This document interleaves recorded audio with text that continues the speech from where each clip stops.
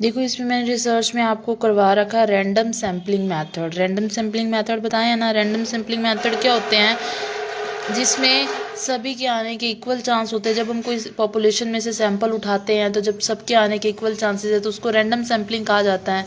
Paper में पूछा जाता है कि कौन सा मेथड रैंडम के आता है, कौन से मेथड नॉन रैंडम के अंदर आता है। रैंडम के अंदर simple random sampling method, second क्या है स्ट्रेटिफाइड रैंडम सैम्पलिंग, थर्ड क्या है सिस्टमेटिक सैम्पलिंग मेथड, फोर्थ क्या है क्लस्टर सैम्पलिंग मेथड, फिफ्थ क्या है मल्टी स्टेज सैम्पलिंग।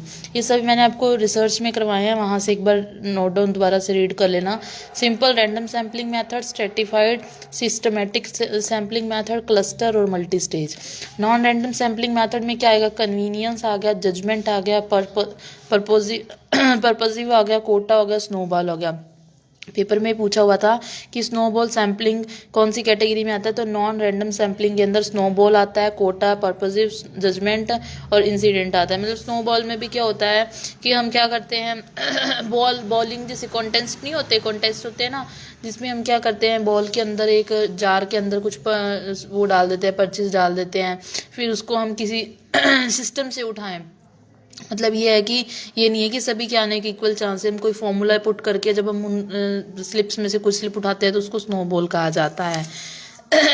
ठीक है, नेक्स्ट देखो, the larger the sample the more accurate will be the research. अगर जितना बड़ा सैम्पल होगा उतनी ज़्यादा रिसर्च एक्यूरेसी की पॉसिबिलिटी होगी। Increasing the sample size decreasing the sample error. जितना बड़ा साइज होगा, देखो साइज लार्ज सैम्पल जितना बड़ा होगा उतनी ज़्यादा एक्यूरेट होगा, सैम्पल से जितना बड़ा होगा उतनी कम क्या होगी, सैम्पलिंग एरर होगी।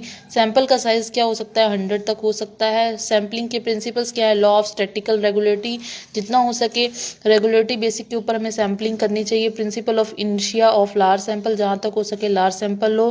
Principal of persistence of small number, data इस तरह से लो कि उनके ऊपर नंबर स्मॉल हो, ये नहीं बहुत बड़ा बड़ा नंबर हो जाए जिसको कैलकुलेट करना ही मुश्किल हो जाए।